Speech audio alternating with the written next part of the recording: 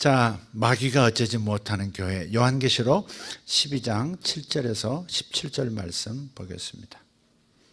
요한계시록 12장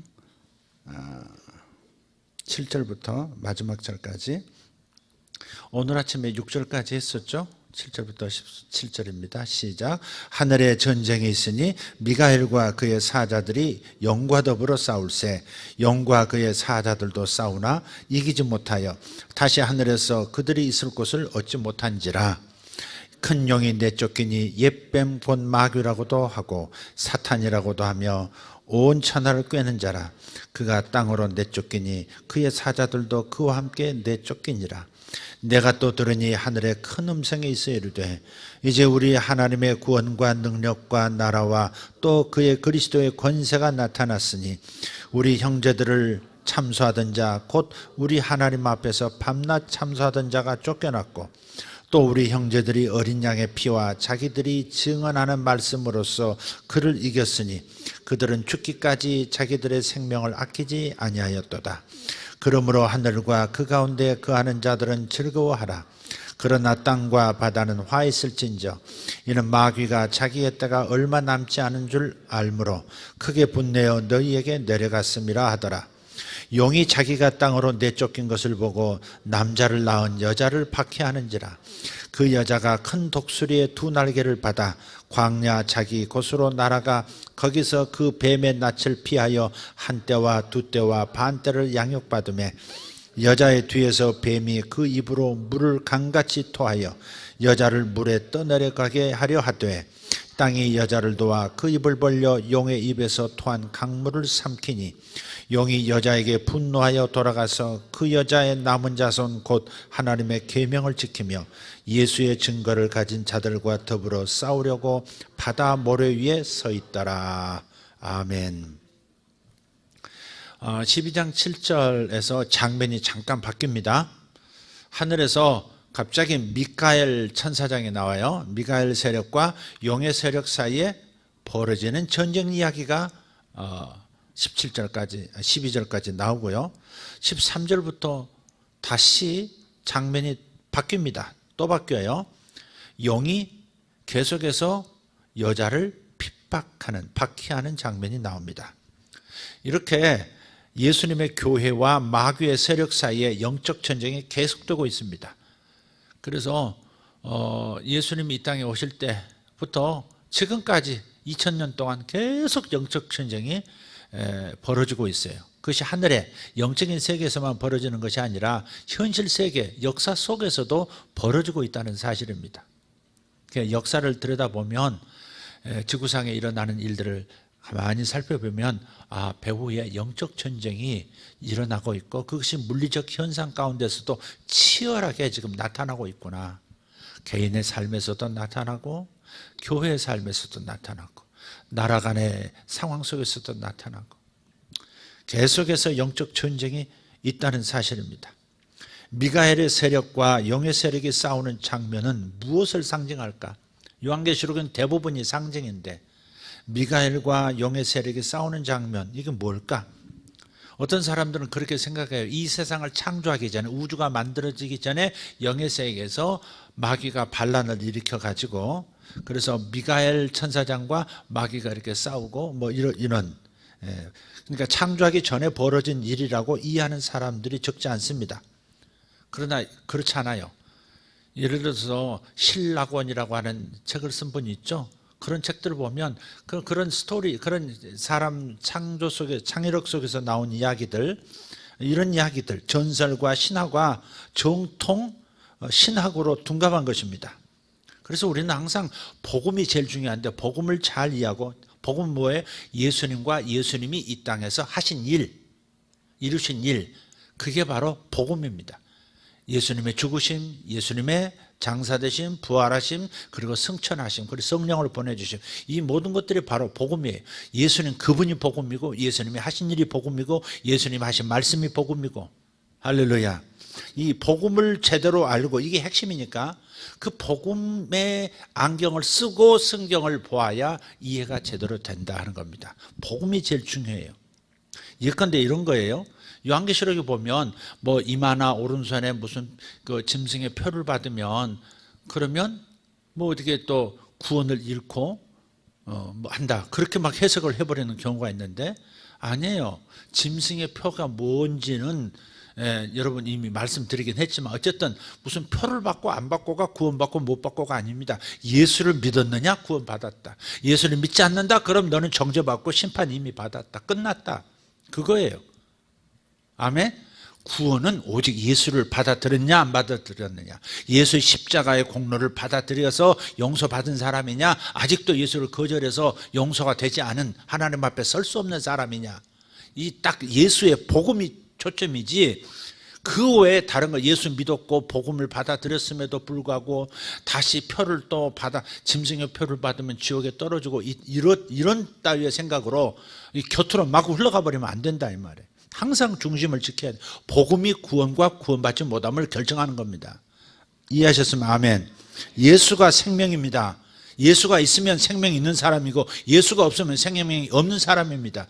예수의 생명이 있는데 무슨 표 받았다고 생명이 또 X가 되고 그런 건 없다 이 말이에요. 분명하게 구분을 해야 합니다. 복음을 제대로 알고 성경을 해석하자. 이것이 제 주장입니다. 이것이 성경의 권면입니다. 그래서 이 악이 언제 생겼는지, 사탄과 그의 세력이 언제 생겼는지 그 기원에 대해서는 성경이 침묵하고 있기 때문에 쓸데없는 추측을 하지 않아야 할 줄 믿습니다. 그것을 알 필요가 없기 때문에 기록을 안 한 겁니다. 그러니까 성경이 말하는 곳까지만 가고 성경이 말하지 않으면 침묵하는 겁니다. 성경이 가자고 한 곳까지만 가고 성경이 가지 않은 곳은 울타리 넘을 필요가 없다 이 말이에요. 항상 성경을 기준으로 해서 중요한 것이라면 사도들이 기록했고 선지자들이 기록한 겁니다. 기록 안 했다는 것은 그것은 알 필요가 없어서 성령께서 닫으셨다는 얘기이기도 하고 또 사도들이 성령님과 함께 판별해서 이것은 불필요한 것이다 하고 기록 안 한 겁니다. 그러니까 성경이 기준이고 성경이 울타리고 울타리 바깥에 그냥 자꾸 넘어가려고 하지 말라 이 말이에요. 자꾸 그러니까 문제가 생기는 거예요. 넘어가려고 하니까. 그래서 지금 오늘 이 17절에서 12절까지 이 이야기, 그 다음 얘기도 마찬가지입니다만은 창조 전의 얘기가 아니라 예수님의 성육신과 성천 때문에 벌어진 일입니다. 여기 미가엘 천사장이 나오죠. 분명히 미가엘 천사장은 존재합니다. 그러나 미가엘이라는 이름이 뭐냐면 누가 하나님과 같으랴 그런 뜻이에요. 누가 하나님과 같으랴, 그게 미가엘 이름이에요. 엘이 하나님이잖아요. 미카엘이란 말은 누가 하나님과 견줄 수 있느냐, 누가 하나님과 같은 존재가 어디 있느냐, 그게 미카엘이에요. 우리 둘째 이름이 뭐라고요? 미카엘이라고. 우리 학교 다닐 때 이 미카엘 하니까 애들이 귀찮아서 그런지 전부 가에라 그래버리더라고. 미가 성이 되고 가엘이가 이름이 되어버렸어요. 선생님도 가에라. 처음에 가엘이 어머니세요? 가엘이 아빠세요? 예? 이미가엘 아빠인데요. 이미가엘, 네 맞습니다. 가엘이가 듣더라고요. 처음에 이미가엘 그랬더니 우리 작은아버님이 예수 안 믿으실 때인데 우리 교회를 오셨어요. 얘 이름이 뭔가 이미가엘입니다. 그랬더니 미가엘? 성이 바뀌었는가? 그러시더라고요. 성이 바뀌었는가? 그러시더라고요. 우리 장인어른 이미가엘 하니까 그분이 예수를 안 믿었을 때 장인어른도 밀가루? 뭐라고? 이러면서 아주 어려워하시더라고요. 근데 우리는 잘 알죠? 이 미가엘 천사장이 누군지. 천군의 장이에요. 가브리엘은 천사, 메신저의 장이고 미가엘은 전쟁하는 천사의 장입니다. 근데 이 미가엘이 지금 영과 싸운다 하는 이야기는 말이죠, 다니엘서 10장 그리고 다니엘서 12장에서 따온 이미지입니다. 거기 보면 미가엘 천사장이 와서 막 여러 가지 막 전쟁하고 하늘의 전쟁을 일으켜서 가브리엘 천사장이 다니엘에게 메시지를 가지고 가도록 하고 막 그런 장면이 나오잖아요. 바로 그 이미지예요. 그래서 하나님의 나라를 수호하고 하나님의 그 나라를 이렇게 반역한 세력에 대해서 전쟁하는 천사 이미지, 그걸 가져온 거예요. 그래서 묵시문학에서 하나님의 백성을 보호하는 천사장으로 묘사된 존재이긴 하지만은 여기서는 실제 미가엘 천사장이란 말이 아니라 예수 그리스도를 대표하는 상징으로 그려지고 있는 겁니다. 아까 오전에 여자가 교회였듯이 해를 입고 달을 입고 12별의 관을 쓰고 있는 여인, 빛으로 가득한, 영광스러워 가득한 그 여인이 바로 교회였듯이 지금 미가엘 천사장이 영의 세력과 싸우는 이 이미지는 뭐예요? 예수 그리스도와 예수 그리스도께서 교회를 통해서 마귀의 세력과 지금 전쟁하는 그런 상황을 말하는 건데, 어떻게 예수님이 전쟁하셨냐, 마귀하고 칼싸움 했느냐, 그게 아니라 예수님이 이 땅에 오심 자체가 전쟁인 거예요. 진짜 전쟁이잖아요. 인간의 생명을 되찾겠다고 오신 거, 그 전쟁이죠.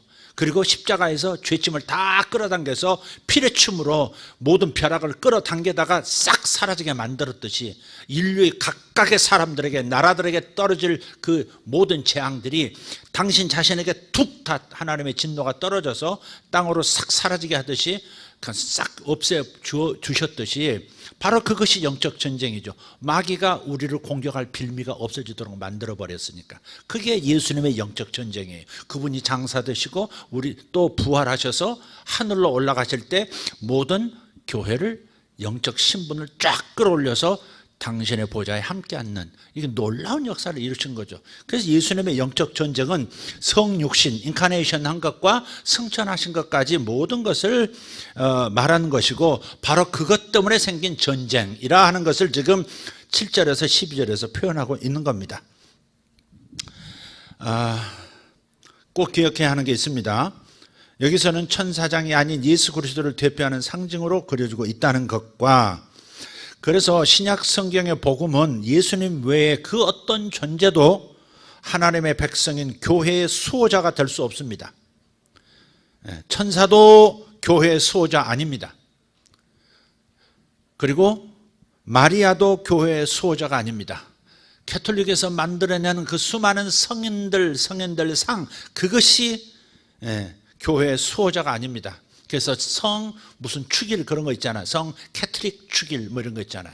그래서 수호 성인들을 다 정해가지고 어떤 천사들의 이름을 불러다가 전부 그날을 교회를 지켜주는 존재, 이렇게 만들어 버리는데, 그 누구도 아닌 예수님만이 교회의 머리시고 교회의 주관자이시고 교회의 후견인이시고 교회의 보호자이신 줄 믿습니다. 때로는 천사들을 활용하기도 하시고 다른 모든 도구들을 사용하긴 하시지만, 교회는 그리스도의 몸이기 때문에 머리신 주님이 친히 챙기시는 줄 믿습니다. 그래서 우리 안에 들어와 계시는 거예요. 우리가 하늘입니다. 우리가 하늘입니다. 하늘 지으신 하나님께서 우리 안에 들어와 계시잖아요. 그런 측면에서, 하나님이 계신다는 측면에서 우리가 하늘입니다. 이게 우리가 예수 그리스도 안에 있는, 이것이 하늘에 속한 자요 하늘에 거하는 자들이고, 바로 예수님을 모신 그 영역이 바로 하늘인 거예요. 성경에서 하늘은 하나님이 계시는 곳이에요. 오늘 본문 내용은 이런 겁니다. 예수님과 예수님의 교회를 상대로 싸움을 걸어오는 마귀의 세력이 패배한다는 그 장면을 그려주고 있는 겁니다. 간단하잖아요. 마귀가 내쫓겼다, 뭐 그런 거잖아요. 마귀가 내쫓겼다. 근데 마귀는 누구의 원수, 누구의 대적이에요? 예수님과 교회의 대적이에요. 근데 패배해서 내쫓긴다, 이것이 결론입니다. 마귀가 패배해서 하늘에 발붙일 것이 없도록 내어 쫓기는 장면, 그러니까 하늘에서는 이미 전쟁이 끝났습니다. 우리 상황에서는 마귀는 이제 더 이상 개입할 수 없는, 끝이 난 겁니다. 그렇게 이해해야 합니다. 이제 마귀는 이 땅의 사람들에게만 위세를 떨치는 존재일 뿐이라는 것. 이 땅의 사람들이라는 것은 교회 밖의 사람들, 예수가 없는 사람들. 이제 마귀의 역사는 교회가 아니라 교회 밖에 있는, 하나님 없는, 예수님 없는 사람들을 대상으로 그 위세를 떨칠 뿐이라는 거예요. 마귀는 그리스도와 그의 교회를 건드리지도 못하는 종이 호랑이에 불과할 뿐입니다. 자, 그런데 어떻게 해서 이 일이 벌어졌습니까? 예수님의 성육신, 십자가, 부활, 승천, 이것이 이런 결과를 가지고 온 겁니다. 예수님께서 십자가에서 다 이루셨다 그랬잖아요. 다 이루었다. 요한복음 19장 30절 말씀 뭐라 그래요? 다 이루었다. finish, 다 끝났다 그러잖아요. 마귀가 불법자로 이제 낙인 찍혔다. 하늘에서 결정됐다. 하늘 법정에서 마귀는 이제 불못 지옥으로 떨어져야 한다. 그 말. 한번 읽어보죠. 시작.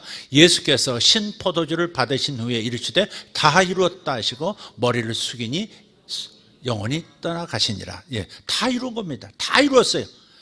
이제 우리가 더 이상 구원에 관해서 보태고 빼고 할 것 없어요. 그냥 다 이루신 예수님만 받아들이면 끝이 나는 겁니다. 복음은 다 완성시키신 거예요. 마귀도 우리를 상관할 수 없도록, 마귀가 우리를 해할 수 없도록, 지옥도 우리를 상관할 수 없도록, 그 어떤 것도 예수를 모신 사람들을 상관할 수 없도록 다 이루신 거예요. 다시 반복해서 말씀드리자면 예수님이 이루신 일이 뭡니까? 마귀를 불법자로 만들었잖아요. 구약시대 십자가와 부활 이전에는 마귀가 욥을 참소하면 하나님도 들으셨어야 했어요.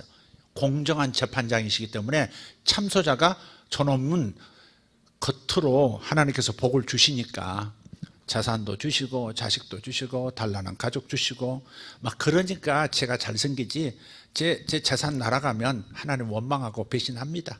딱 그렇게 찌르잖아요. 근데 하나님께서 그걸 모르실 리가 없죠.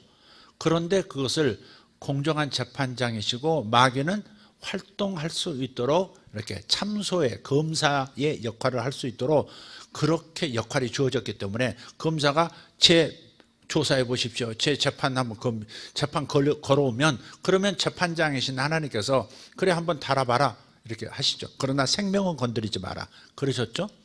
그래서 재산도 날아가고 마귀가 한 일이죠. 하나님 하신 일은 아니에요. 마귀가 그렇게 했고 자식도 그냥 잃고 뭐 그런 일이 벌어졌죠. 그러나 이제는 어때요? 마귀가 검사장 노릇을 할 수가 없는 거예요. 왜?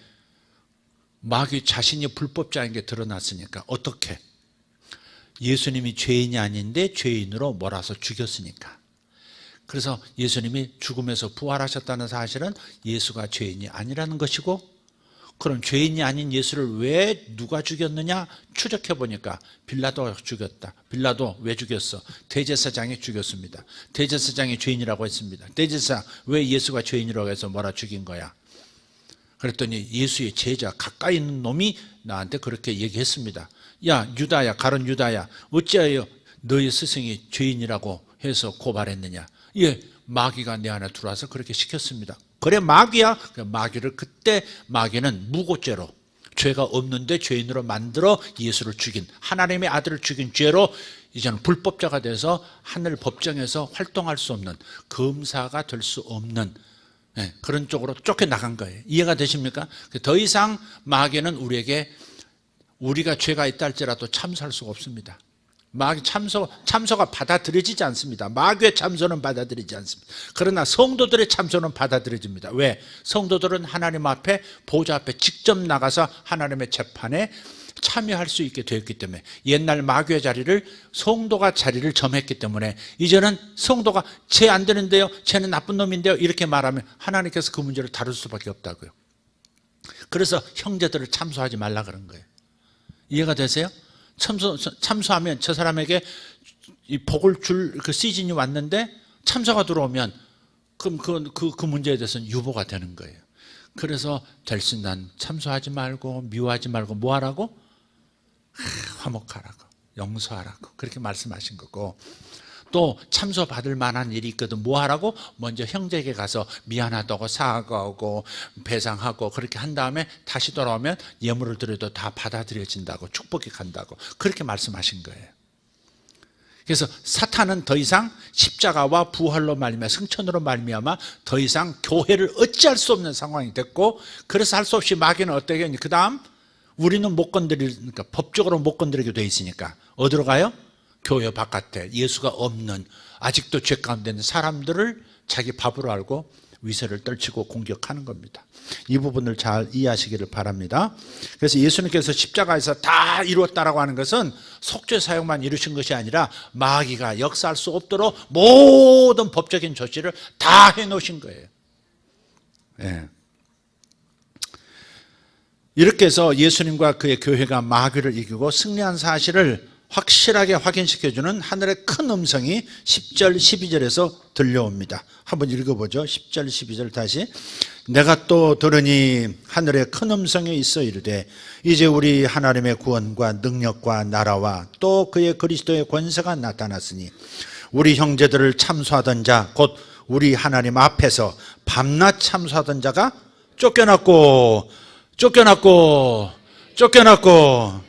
또 우리 형제들이 어린 양의 피와 자기들이 증언하는 말씀으로써 그를 이겼으니 그들은 죽기까지 자기들의 생명을 아끼지 아니하였도다. 그러므로 하늘과 그 가운데 거하는 자들은 즐거워하라. 우리들은 즐거워해야 합니다. 하늘과 그 가운데 거하는 자들이 누구예요? 교회예요, 교회. 그러나 땅과 바다는 화했을진저 이는 마귀가 자기의 때가 얼마 남지 않은 줄 알므로 크게 분내어 너희에게 내려갔음이라 하더라. 네. 그래서 예수님의 권세가 승리를 가져왔을 뿐만 아니라 확실한 복음을 가지고, 확실한 복음이 뭐예요? 어린 양의 피, 자기들이 증언하는 하나님의 말씀을 가지고 목숨까지 내놓고 예수님을 따라가는 교회, 교회를 마귀가 당할 수가 없기 때문에 그렇습니다. 여기서 그 당시 교회들이 처한 상황을 우리는 엿볼 수 있죠. 핍박이 몰아닥친 교회의 현실 속에서 어떤 희생을 치르더라도 예수님을 드러내는 참된 교회의 모습이 여기 그려지고 있는데, 교회는 이미 예수님의 승리에 동참한 존재이기 때문에 그 어떤 희생도 헛된 것이 아닙니다. 보세요. 예수님께서 우리와 함께 죽으시고 우리와 함께 장사되시고 우리와 함께 부활하고 우리와 함께 하늘에 앉혀졌다 그랬어요. 이것이 우리의 영적인 상황이에요. 우리의 영은 100% 그래서 구원받은 거예요. 완전히 우리 영을, 그래서 영으로 예배하라고 말씀을 하는 거죠. 그래서 마귀는 이런 교회는 어쩔 수 없어요. 진짜 예수 믿은 사람들에게는 어쩔 수가 없는 겁니다. 진짜 구원받은 사람들에게는 마귀는 더 이상 어쩔 수가 없어요. 그래서 이런 교회를 가리켜서 하늘과 그 가운데 거하는 자들이라고 12절에서 칭한 겁니다. 여기 땅과 바다에 거하는 이 사람들은 하늘과 그 가운데 거하는 자들의 반대죠. 땅과 바다로 표현되는 그것은 이 세상 사람들을 말하는 거예요. 이 세상 사람들의 상황을 땅과 바다라고 표현하는 거예요. 예수 없는 교회 바깥 세상. 우리가 도시 안에서 예수 믿는 자와 믿지 않는 자가 섞여 살지만, 그러나 영의 눈으로 보면 우리는 하늘과 그 가운데 거하는 자들이고, 예수 없는 이들, 용서가 되지 않은 아직도 죄 가운데 있는 사람들은 신분 고하를 막론하고 잘났네 못났네 다 하지만 저들은 어때요? 이 땅과 바다에 속해서 사는 사람들이고 마귀의 공격에 무제한 노출되어 있는 존재들입니다. 교회가 이 땅에 있지만 실은 하늘에 있는 거예요. 에베소서 2장 6절 한번 보겠습니다. 에베소서 2장 6절 읽습니다. 시작. 또 함께 일으키사 그리스도 예수 안에서 함께 하늘에 앉히신. 그러니까 우리가 기도할 때 벌써 하나님 앞에서 기도해야 합니다. 여기서 하나님을 아래서 위로 막 구멍난 하늘 사이로 막 보면서 이렇게 구름 틈 사이로 태양 보듯이 이렇게 막 보면서 주여 이렇게 기도하는 게 아니고, 이미 하나님 앞에서 예수님과 함께 앉은 자기의 보좌에서 하나님과 더불어 의논하고 하나님께 의견을 제출하고 하나님의 뜻이 이루어지기를 기도하고 그러는 거예요. 우리 기도의 현장은 하늘이어야 합니다. 우리의 기도의 현장은 하나님 앞이어야 합니다. 하나님이 저 멀리 계신 하나님이었을 때 우리는 벌써 기도 자체에 신학에 큰 문제가 생긴 거예요. 사실은 우리가 하나님 앞이라고 이렇게 공간 안에서 표현하지만 하나님 어디 계시는데요? 우리의 영 안에 계시는 거죠. 돌로 지은, 물질로 지은 곳을 당신의 거처로 삼고자 하신 분이 아니에요. 오직 교제할 수 있는, 사랑도 나눌 수 있고 생명도 나눌 수 있는, 실제로 생명을 나눈 우리 신자들의 영혼 안에, 영 안에 하나님 성부, 성자, 성령께서 오셔서 통치하고 계시거든요. 그러니까 우리는 곧바로 하나님을 아련할 수 있고 의전으로, 우주의 황제의 의전으로 곧바로 갈 수 있는 거예요. 주님 부르면 곧바로 그분이 주님 제 좀 보세요 하면 곧바로 해요. 곧바로. 주님 이거요 하면 곧바로 해요. 곧바로. 우리가 이 의식을 놓치면 안 돼요. 우리가 함께 예수님과 함께 예수님의 위치에 있다는 사실을 꼭 기억해야 합니다. 몸은 여기에 있지만 항상 내 영은 보좌 앞에 있는 거예요. 예수님과 함께 있고 하나님 앞에 있는 겁니다. 아멘 합시다. 골로새서 3장 1절에서 3절, 골로새서 3장 1절에서 3절 같이 읽겠습니다. 시작. 그러므로 너희가 그리스도와 함께 다시 살리심을 받았으면 위의 것을 찾으라. 거기는 그리스도께서 하나님 우편에 앉아 계시느니라. 위의 것을 생각하고 땅의 것을 생각하지 말라. 이는 너희가 죽었고 너희 생명이 그리스도와 함께 하나님 안에 감추어졌음이라. 우리 거기까지. 네, 그렇습니다. 그래서 우리는 이미 하나님과 함께 하나님 안에 이렇게 있는 거예요. 그렇지만 교회 밖의 세상은 아직도 마귀의 밥이다 하는 겁니다. 교회 밖 세상에 속한 사람들은 마귀의 밥입니다. 저들은 율법 아래에 있고 양심의 법 아래에 있고 그 양심의 법과 율법에 저촉되면 모조리 어때요? 자기 죄값을 자기가 다 치러야 되는 거예요. 우리는 예수께서 치러주셨다는 것을 믿고 실제로 치러주셨기 때문에 내 죄가 그대로 재앙으로 또 심판으로 나타나지 않는 겁니다. 이해되시면 아멘 합시다. 그게 얼마나 큰 복을 받은 겁니까? 이제 더 이상 하나님으로부터 친히 받는 재앙이라든지 심판은 우리는 없는 겁니다.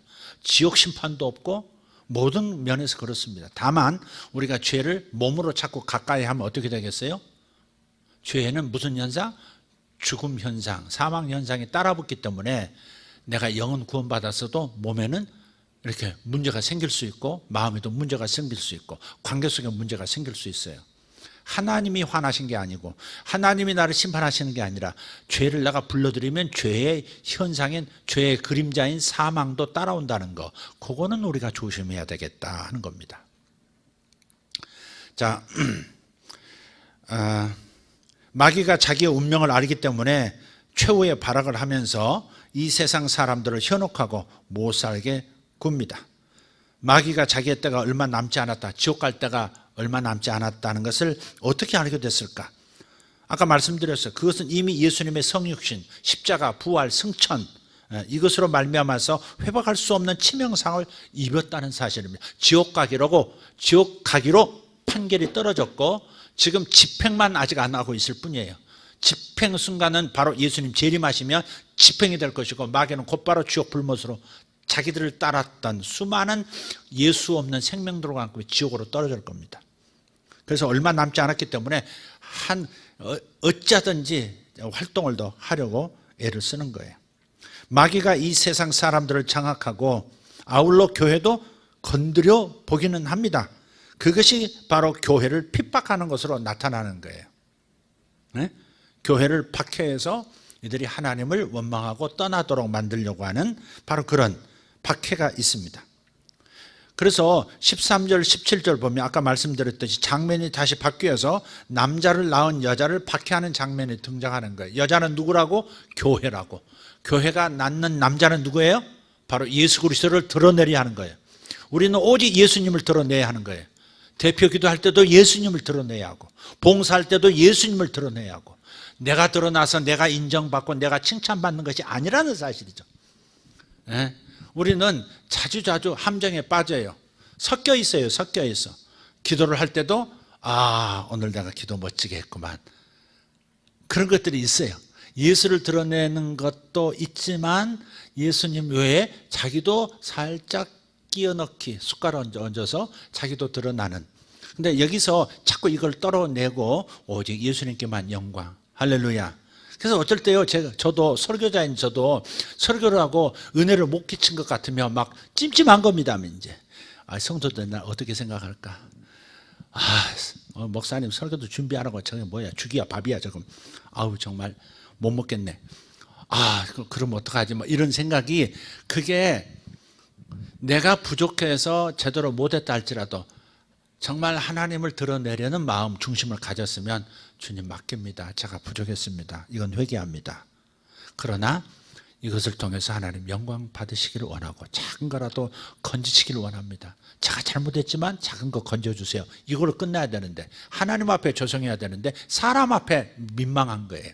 요건 자기를 드러내려는 마음이 있었던 거죠.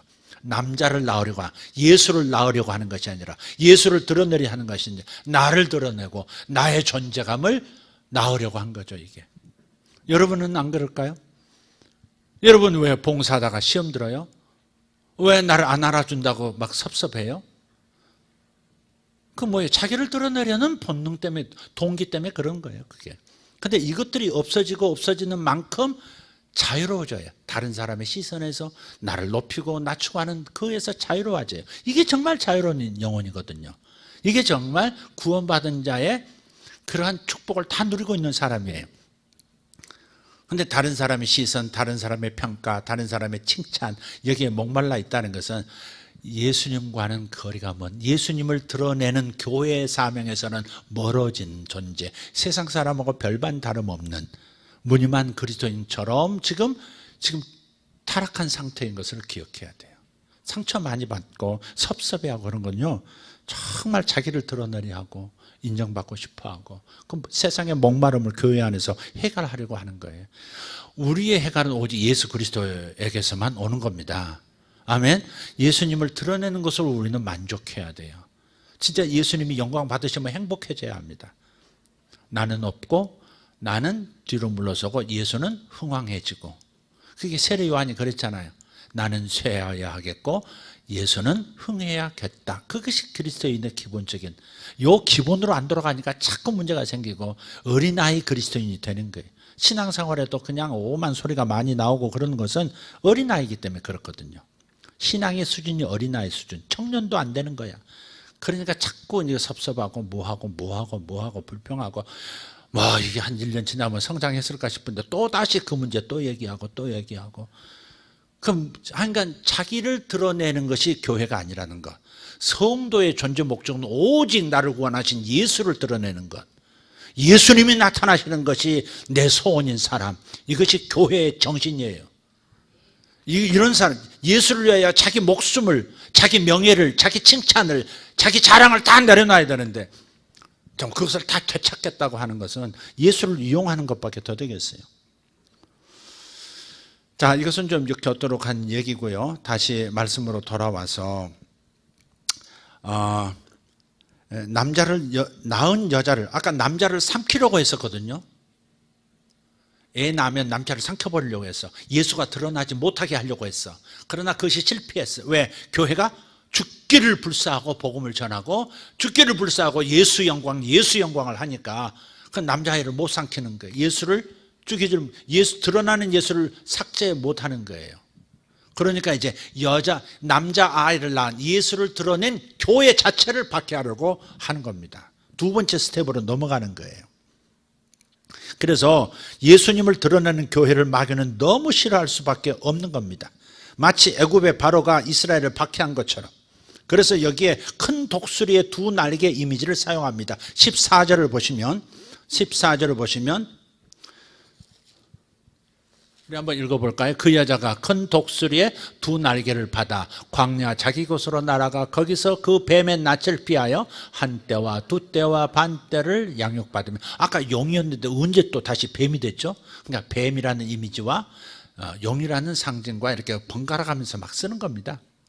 헷갈리고 그 용은 뭐고 또 이 뱀은 또 뭐고 이렇게 그런 게 아니라 이렇게 번갈아가면서 1260일과 한때 두때 반때 3년 반과 42달을 번갈아가면서 이렇게 써서 지루하지 않게 이렇게 재밌게 흥미를 끌면서 드라마처럼 이렇게 표현하는 거예요. 큰 독수리의 두 날개, 이건 출애굽기 19장 4절과 신명기 32장 11절 12절에 나오는 대목입니다. 하나님께서 바로에게 재앙을 내리시고 이스라엘을 광야로 데리고 오셔서 보호하신 것을 독수리 날개로 새끼를 업어 보호하는 이미지로 표현했는데, 바로 그거를 지금 여기서 캡처해서 가져와 여기서 표현하는 겁니다. 출애굽기 19장 4절 읽겠습니다. 내가 애굽 사람에게 어떻게 행하였음과 내가 어떻게 독수리 날개로 너희를 업어 내게로 인도하였음을 너희가 보았느니라. 아니, 이스라엘 백성을 출애굽을 할 때 독수리 날개로 업어서 광야로 데리고 가셨나요? 그놈의 독수리가 747기 한 1000명씩 태우는 그런 비행기처럼 컸나요? 아니죠. 그걸 얘기하는 게 상징이죠, 이게. 상징적 표현이요. 큰 독수리 날개로 너희를 업어서 내게로 데려왔다. 또 신명기 32장 시작. 마치 독수리가 자기의 보금자리를 어지럽게 하며 자기의 새끼 위에 너풀거리며 그의 날개를 펴서 새끼를 받으며 그의 날개 위에 그것을 엎는 것 같이 여호와께서 홀로 그를 인도하셨고 그와 함께 한 다른 신이 없었도다. 독수리가 말이에요, 저 절벽 끝에다가 아주 돌출된 약간의 그 공간에다가 둥지를 짓고 새끼를 거기서 난단 말이에요. 그래서 두 마리 한 마리 이렇게 키워요. 그러다가 새끼들이 이제 계속 어미가 가져다 주는 뱀고기 먹지, 무슨 뭐 설치를 먹지, 뭐 그렇게 해서 이제 커요. 근데 이제는 이놈들이 날 때가 됐는데 날 생각을 안 해. 계속 엄마가 갖다 주는 먹이만 기다리고 앉았어.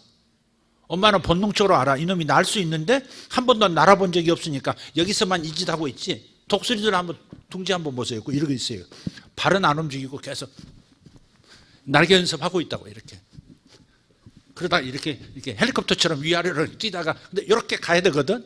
근데 안 가고 여기서만 펄짝펄짝 뛰고 멈추거든. 그러니까 어미가 이놈이 날 생각하는 이놈들은 이제 날게 하려고 처음에는 이 둥지가 뭐냐면 가시덩굴 같은 거 그런 걸 엮어가지고 이렇게 만들거든요. 거기다가 이제 짐승 잡아가지고 토끼 같은 거, 여우 같은 거 잡아서 가죽을 또 깔아요. 부드럽겠죠. 거기다가 자기 깃털도 어떨 때는 뽑아가지고 이렇게 어린 새끼들을 보호해요. 근데 날 때가 되면 이놈들이 안 움직이니까 싹 이 가죽, 짐승의 가죽 확 벗겨버려요. 그러면 이게 가시가 나오니까 아파요, 안 아파요? 아프니까 이런다고. 그런 걸 또 거기다가 또 더 어지럽게 날개로 확 바람해가지고 막 날고 막 휘청거리게 만들고 할 수 없이 이놈들이 애따 모르겠다고 팍 뛰어내릴 때 날개 힘이 약하니까 조금 난 것 같다가 우 떨어지거든. 저리 떨어져요. 그러면 어미가 탁 날개로 받아요. 이렇게 자기 날개로 떨어지게. 그리고 확 다시 올라가고 또 위에서 탁 떨어뜨리고 확 하고 이렇게 받아주고. 그래서 결국은 반복해서 스스로 날 수 있도록 만들어주는 거예요. 그래서 독수리의 이러한 새끼 양육의 방식을 가져와서 지금 하나님께서 당신의 백성을 이렇게 인도하신다라고 하는 것을 말씀하고 있는 겁니다. 자, 얼마 동안 보호를 받는가? 요한계시록 다시 12장으로 돌아가서 그러면 광야로 여자를 데리고 가서 교회를 데리고 가서 얼마 동안 보호하시는가? 역시 알 수 없는 제한된 기간인 3과 2분의 1입니다. 앞에 12장 6절을 보면요. 12장 6절을 보면 1260일이라고 그랬거든요. 1260일 동안 그를 양육하기 위하여 하나님께서 예비하신 곳이 있더라라고 이렇게 표현을 했어요. 그런데 그 다음에 여기 14절에 보면 13절 14절을 다시 읽어보면 용이 자기가 내 땅으로 내쫓긴 것을 보고 남자를 낳은 여자를 박해하는지라. 남자를 어떻게 못하니까 이제 남자를 낳은 여자를 박해해요. 14절 그 여자가 큰 독수리의 두 날개를 받아 광야 자기 곳으로 날아가 거기서 그 뱀의 낯을 피하여 한 때와 두 때와 반 때를 양육받으며. 한 때, 두 때가 뭐예요? 1년과 2년과 반년. 3년 반이잖아요. 다시 1년, 2년, 반년, 3년 반. 그러니까 3년 반이라고 표현된 데도 있고요. 한때, 두때, 반때라고 표현된 데도 있고요. 42달이라고 표현된 데도 있고요. 1260일이라고 표현된 데가 있다니까 이게 다 똑같은 기간이에요. 근데 이 기간이 실제 3년 반을 말하는 게 아니라 교회가 이 땅에 거주하는, 그래서 복음을 전하는 알 수 없는 긴 기간, 언젠가는 끝이 있는 제한된 긴 기간을 그렇게 표현하는 거예요. 이게 지금 요한계시록의 숫자에 나오는 의미예요. 이렇게 묵시문학에서는 똑같은 의미를 여러 가지 다른 표현을 써서 흥미를 돋구고 있는 겁니다. 마귀가 수단 방법을 가리지 않고 교회를 핍박하는 것을 시편 124편에서 빌려와서 뱀이 여자를 물로 떠내려가게 하는 이미지로 표현했어요. 나중에 시편 124편을 한번 읽어보시기를 바라요. 거기 보면 물을 강처럼 토하는 그런 장면이 나와요. 바로가 탈출한 이스라엘을 추격해서 끝까지 괴롭히려고, 그러니까 다시 쫓아오잖아요. 10가지 재앙 맞고 가라 그래 놓고 가는데 뒤에 또 쫓아서 홍해를 건너는 그 상황에서 그냥 거기서 따라잡고 다시 그들을 굴복시키려고 바로가 하지 않습니까? 그런 것처럼 마귀도 이미 십자가를 통해서 예수 믿고 해방된 교회를 또다시 건드려 본다는 거예요. 너 예수 끝까지 믿을 거야? 예수 믿어서 너 재미있는 게 뭐가 있어? 예수 믿어서 돈 번 게 뭐가 있어? 예수 믿으니까 뭐 하나님이 밥을 주든 돈을 주든 뭘 주든 이러면서 유혹을 하죠. 근데 그걸 또 수신해가지고 또 그렇게 말하는 사람도 있습니다. 하나님 믿어도 소용없더라 또 이렇게 말을 해요. 그거 마귀가 하는 말을 그렇게 받아가지고 자기 생각인 줄 알고 자기가 또 말을 해 또 그렇게. 아이고 교회 오면 복이 따더니 아직도 어렵냐 뭐 이래가면서 전부 교회 탓을 돌리고 말이지. 가만히 들여다보면요, 교회를 나오고 신앙생활 해도 기도를 많이 해도요, 자기 생각을 안 바꾸면, 태도를 안 바꾸면 안 되더라고요. 엎어진 바구니 교회 바깥에 있으나 교회 안에 오나, 이 교회에 있으나 저 교회에 있으나 엎어져 있으면 못 담아요. 에? 뚜껑이 덮여진 항아리 저쪽에서 그래서 복을 못 받았다 합시다. 그럼 이 교회 와서 항아리 여전히 덮인 채로 있으면 물이 들어가요, 안 들어가요? 안 들어가지. 물 못 받지. 예. 그러니까 그런 원망을 하지 마. 대부분요, 하나님은 다 준비가 되어 있어요. 그냥 곧바로 그냥 가져가라 하듯이 그냥 곧바로 창고 문이 개방돼 가지고 곧바로 가져가, 치유도 가져가, 뭐 축복도 가져가 다 돼 있는데 대부분이 자기가 그릇을 엎어놓고 있어요. 생각을 안 바꾸고 말하는 태도를 안 바꾸고 늘 했던 말, 부정적인 말, 원망하고 불평하고 험담하는 말, 그런 말을 하니까 담을 그릇이 없는 거예요. 입으로 복을 다 차버리니까. 기도 많이 하면 뭐예요? 곧바로 막 원망하고 그러는 걸, 감사하지 않는 걸. 그런 태도를 가지고 어떻게 되겠어요? 기도 많이 하면 뭐예요? 집에 가서 남편에 대해서 말을 바꾸고 태도를 바꿔야지. 그래야 남편이 변할 거 아니에요. 남편 변하게 해달라고 막 한 일주일 작정 기도하고 10일 금식 기도하고 집에 와가지고 여전히 이래되면 남편이 변하겠어요? 아니, 기도해가지고 은혜를 받아가지고 살랑살랑 은혜를 받아가지고 남편 앞에서 살랑살랑 슬렁슬렁 이렇게 해야 남편이 갑자기 감동하고서 이 여자가 달라졌네. 그러고서는 그 다음 지갑도 열고 사랑스러움을 보이고 정신 차리고 그러지. 계속 남편 핍박이 아니라 남편 변하지도 않는 것이 그러면서 그래 되는데 뭐가 남편과 자기 관계가 좋아지겠어요?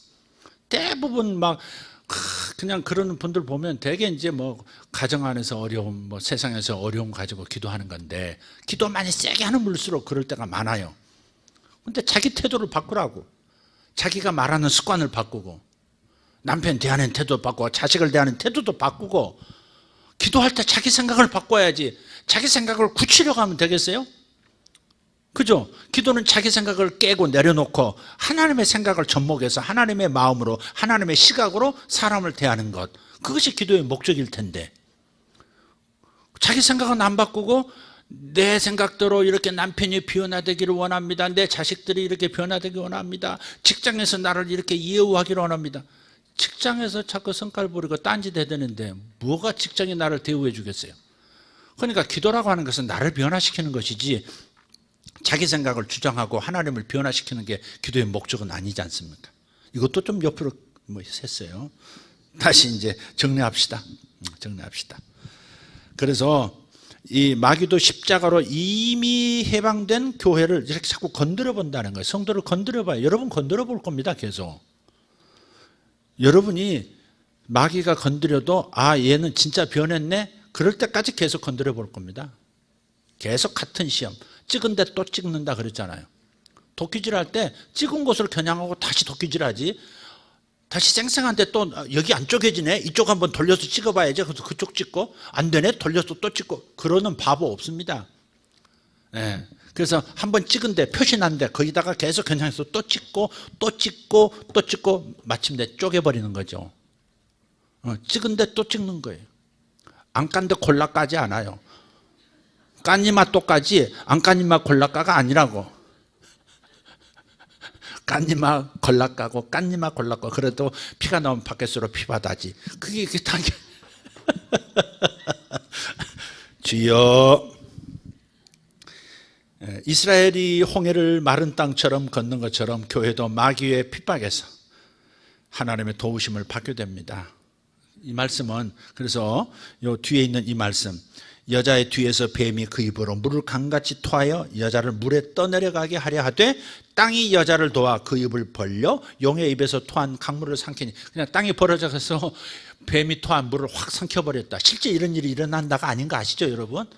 그런 상황이 연출될 때, 출애굽 때 그 바다가 마른 땅같이 되어가지고 건너듯이 마귀가 역사하는 모든 물의 상황, 강물의 상황, 바다의 상황을 다른 도구를 통해서 하나님께서 완벽하게 교회를 보호해 버리신다 하는 것을 지금 말하고 있는 거예요. 그러니까 17절에 보니까 이제 어때요? 영이 여자에게 분노해서 돌아가서 이제는 그 여자의 남은 자손을 또 해하려고 해. 자, 이 세 단계가 나오죠. 처음에 여자가 드러내려고 했던 그 남자아이, 교회가 세상에 드러내려 했던 예수를 막지를 못하니까 예수를 드러냈던 그 교회를 핍박하는 곳으로 이동했다가 그 여자도 계속 건드려봐도 끄떡이 없으니까 그 다음 어디로 가요? 그 여자의 남은 자손에게 가서 그를 또 괴롭힌다 이 말이죠. 그 남은 자손들이 뭘까? 교회의 생명력을 말하는 게, 교회가 교회를 낳고 또 교회가 또 교회를 낳고 계속해서 박해하는데도 교회가 교회를 낳고 교회가 교회를 낳고 이렇게 되는 거예요. 중국 보세요. 지하교회가 그렇게 그런 엄청난 박해도 불구하고 물밑으로 교회가 교회를 낳고 교회가 교회를 낳고 교회가 교회를 낳고 이 교회에서 교회 생기면 저쪽 교회 교회 생기고, 지금 이슬람에서 이란에서도 수백만 명이 이미 예수를 믿는답니다. 그것은 교회가 가서 선교사가 가서 전해서 믿은 게 아니라 자체 내에서 예수님이 나타나셔가지고요, 꿈에서도 나타나시고 환상 속에 나타나셔서 이맘 있죠, 이맘, 이슬람의 지도자들 그 탑에 올라가가지고 하루에 5번씩 엄문노 굿문이 엄마마 시다 하면 엎드려서 싹 보자기 깔고 절하고 그러는 거 있잖아요. 그래서 이맘이 그날 새벽에도 나와서 어썸마라티야 야코르토요 코르토 이렇게 하는데 갑자기 주님이 쫙 나타나가지고 누구십니까? 네가 괴롭히는 예수다. 그러니까 예수 믿는 사람들이 너무 많은 거예요. 자체 내에서 낮에는 이맘 노릇을 하고 밤에는 그리스도의 교회에 목사 노릇을 하는 겁니다. 그래서 이슬람 자체 내에 수백만 명이 지금 생겨버린 거예요. 이슬람이 절대 안 무너질 것 같은데 저 밑에서 저 안쪽에서 지금 붕괴되고 있는 중입니다. 왜냐하면 코란이 거짓말로 가득하거든요. 그런데 거기도 예수가 나오는데 예수를 이렇게 우습게 써놨어요. 그런데 이쪽으로 성경을 원본을 딱 보니까, 성경을 읽기 시작하니까 코란이 장난질을 많이 쳤다고 하는 것을 알게 됐고, 기독교의 성경의 이미지를 다 가져다가 차용했다는 사실도 알게 됐고, 그러니까 막 깨져버리는 겁니다.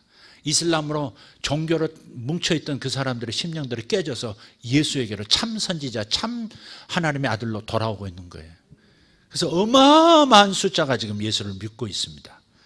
그래서 나가서 그냥 이슬람 지역에 가가지고 막 예수 천당 불신 지옥 하면서 막 난리푸기 해가지고 막 그래가지고 막 성질 돋궈가지고 그러지 말라는 거예요. 그 사람들은 이 안에서 이미 예수께서 역사하셔서 우리 자체 내에서 지금 복음 전하고 있는데 저렇게 기독교회가, 기성 기독교회가 와가지고 사고치고 저러면 이거 어떻게 하냐고 지금 염려하는 분들도 봤어요.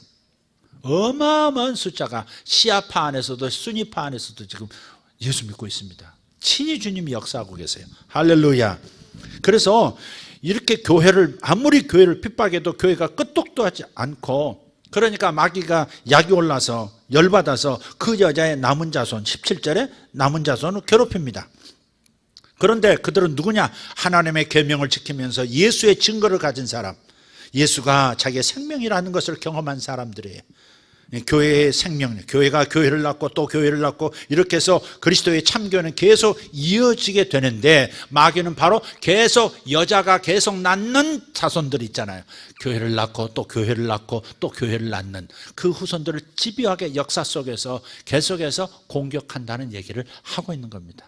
그래도 교회는 하나님께서 주인이시고 그분이 보호하시는 거예요.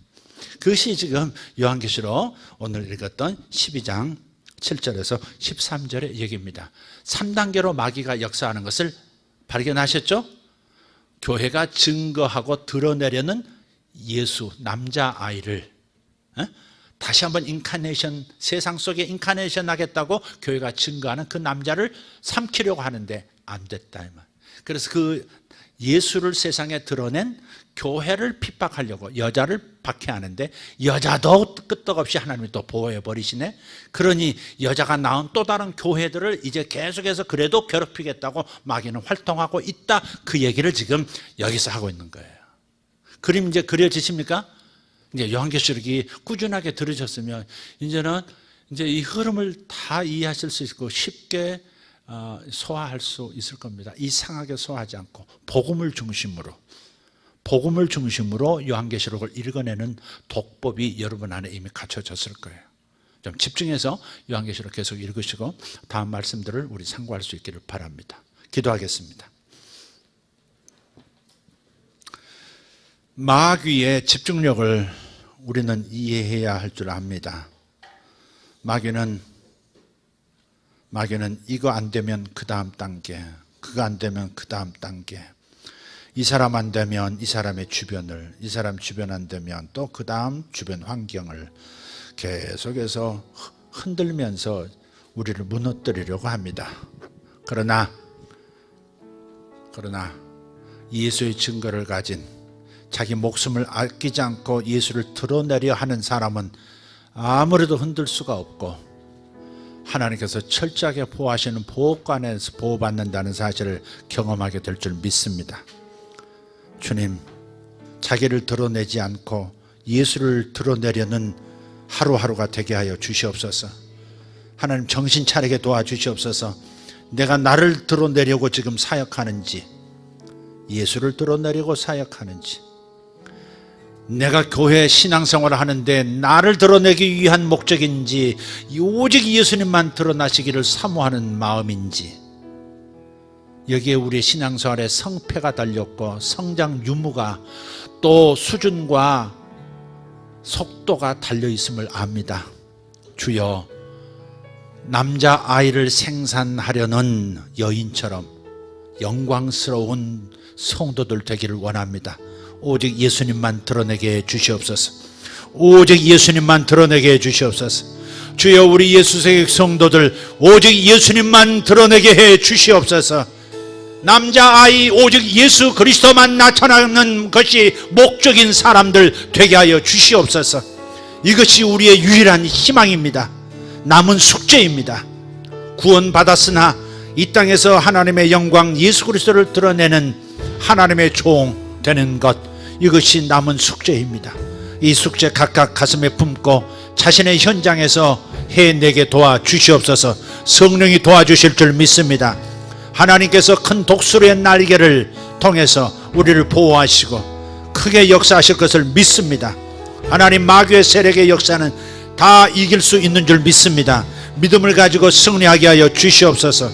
다 같이 일어나서 주여 삼창 부르고 주님을 부르고 기도하도록 하겠습니다. 주여, 두 손 들고 주여, 할렐루야. 우리 하나님 감사합니다. 영광의 우리 하나님 찬양합니다. 할렐루야. 오직 예수,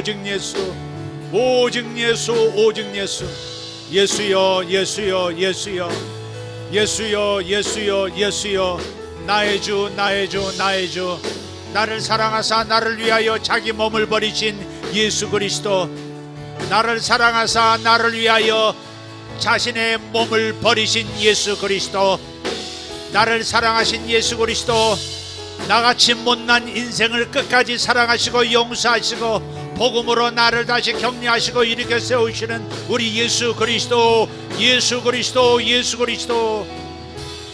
주 예수 그리스도, 나를 통해 예수만 나타나기를 소원하는 사람, 나를 통해 오직 예수만 나타나기를 소원하는 사람, 하나님 감사합니다. 예수여 감사합니다. 감사합니다. 여자의 남은 자손들, 여자와 여자의 남은 자손들, 마귀의 어떠한 유혹과 박해에도 굳굳이 주님을 따라가는 우리 되기를 원하고, 예수를 낳으려는, 예수를 이 세상에 드러내려는 이 거룩한 욕망에 사로잡힐 수 있도록 주여 역사하여 주시옵소서. 오직 예수를 나타내는 가정 되게 하옵소서. 여러분의 가정이 예수를 나타내는 가정 되도록 기도하십시오. 여러분의 자녀가 오직 예수를 사랑하고 예수를 나타내는 자녀가 되도록 여러분의 자식을 위해서 기도하십시오. 돈을 자랑하고 무엇을 자랑하는 것이 아니라, 아름다움을 자랑하고 귀여움을 자랑하고 실력을 자랑하는 것이 아니라, 예수를 사랑하는 것을 기뻐하는 자녀들 되도록, 예수님을 사랑하는 자녀를 되도록, 예수님을 나타내는 자녀가 되도록 기도하십시오. 주여, 우리의 자녀들이 예수님을 사랑하고 예수님을 나타내게 해주시옵소서. 나의 아들들이 예수님을 나타내게 하여 주시옵소서. 내 아들들이 예수님을 나타내게 하여 주시옵소서.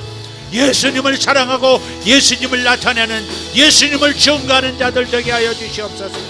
자기를 나타내는 것이 아니라 예수를 나타내는 자, 자신을 나타내지 말고 오직 예수님을 나타내는 자, 나를 사랑하사 나를 위하여 자기 몸을 버리신, 십자가에서 나를 위해 주어주신 예수를 증거하는 자들, 아버지여, 우리 아들들이 그렇게 되어지게 하옵소서.